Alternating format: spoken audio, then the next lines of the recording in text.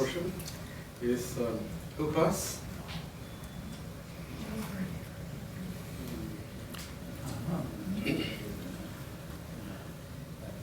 There was a man in India, a couple. One day this couple were, they were a very nice, good couple. One day what happened, the guy was asking to his wife, honey, could you please tell me what I was thinking? I forgot. She was like, what? Yeah, could you please tell me what I was thinking? I don't know.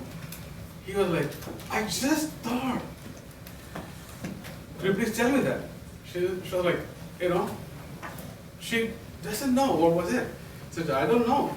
So, sometimes it looks like that, we don't know things, but something's expected. It's kind of a close relationship between them. If they are, it is easy for her to identify what he is thinking. Like, that much of expectation was there between them.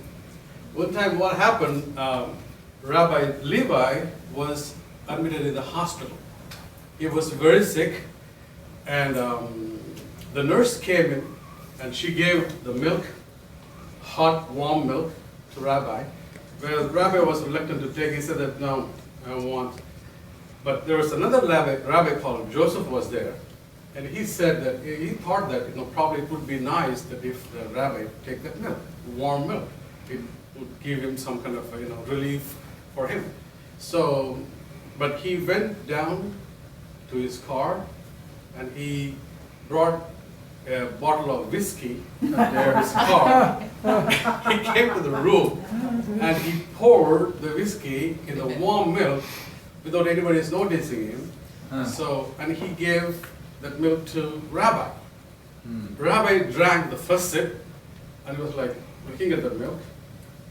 And then he took the second sip and he was smiling. And he drank all the milk. And after that, everybody was happy because Rabbi is smiling now, he's looking good. Rabbi, come on, tell what happened. And then Rabbi goes like,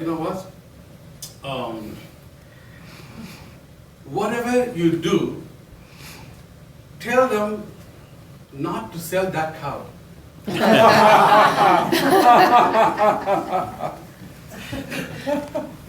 So sometimes, we do things, but it doesn't make any sense sometimes. But at the same time, maybe there won't be any logic, maybe it is irrational. That's what is Chukat talking about. Chukat is like kind of a statute, basically talks about statute. So, it may make sense sometimes, it may not make sense sometimes, but it is a statute. We have to obey it because why? Because it is a commandment from God.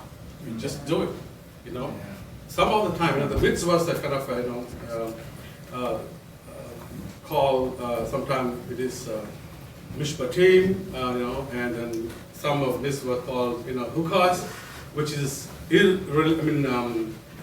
illogical or irrational, which doesn't make any sense, but still we follow. We must follow just because we have to follow.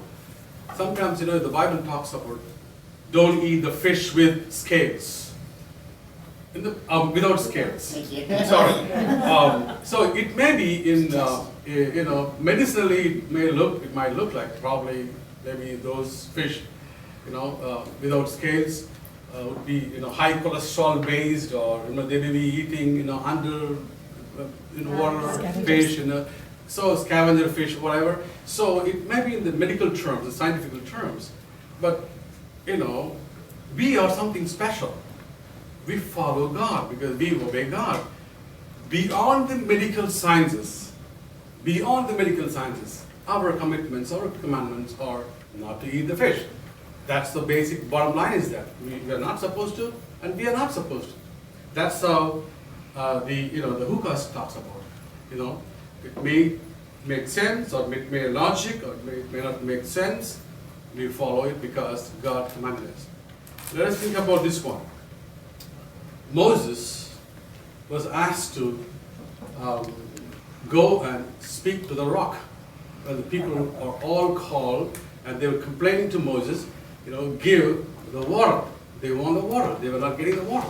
Now Moses go to God, and God told him, Moses, go and take the staff and go and speak to the rock. Think that if Moses wanted to speak to the rock, why God told him to take the staff? Why didn't he go and speak it to the rock? But he told him to take the staff, go to the rock, and speak. Something different. So it doesn't make any sense. Like if you want to talk, you don't need a staff. You can go and speak. So there are a lot of interpretations, a lot of studies went on there, and people tell that maybe Moses couldn't able to find the exact rock. And first of all, Moses was asking the people that, how can I bring the water from the rock? But the same rock, they were having water for the 40 years. The same rock, they were having the water for the 40 years. All of a sudden, the water was not there. So something is happening in Jewish life. In Jewish life, the Jewish people are the most, they are the closest to people to God. Because if something happening in the Jewish world, that means they're doing something wrong. Because God is so close to them, if you do something wrong, definitely He's going to deal you all at the same time. That's the problem. Because in the desert, the previous generations are gone, the new generation are there, and 40 years over, now they are wanting for the water. Here Moses, with the staff, he is supposed to speak to the staff. He's not supposed to beat the rock. Now, Moses couldn't able to find the rock. This is one of the interpretations. Probably the boulder, or it moved from the place. It went and moved us, stood along with all the other rocks, so he couldn't able to find or something like that. But however, Moses beat the rock one time. Probably some little water came. Second time, more water came. So the water came. Everybody was like happy with the water came, everything. But why would? And he was punished for that one. And it made him not to enter into the land of Canaan. It's a big punishment for them. Why God should do this one to him? What is the problem? Why God would say, if you want to go and speak to the rock, go and speak to the rock? Why He has to take the staff? The staff is important. The situation there was, the new generation is there. God wants the new generation to watch what's going to happen. The staff is important. Could be the Aaron's staff or the staff made of stone. I don't know what was it. But the intention, the idea was, God wants to exhibit Himself in the new generation. The new generation should know, regardless, meaningful, logical, illogical, they should see it, and they should see this is the God of Jacob, the God of Jewish people. He wanted to express that one, but Moses didn't do that. He missed that opportunity. He went and beat the rock. That's the problem with it. There are in the Bibles, hukas, means it makes sense or may not sense. We are supposed to teach our kids from the beginning to the children, the new generation, to make them understand, this is how it has been worked out. We have the biggest commitment, we have the biggest, responsibility that we are supposed to do. That's the main point of that when we talk about the hukas, which is irrational or logical sense or illogical sense, but we must do because we are chosen people of God. We are the God's special people. We have the biggest responsibility of what God's mission is, and that's what we have to do. And one thing I want to conclude on this one, in a house, there's some orders. God, husband or father, mother, and the children.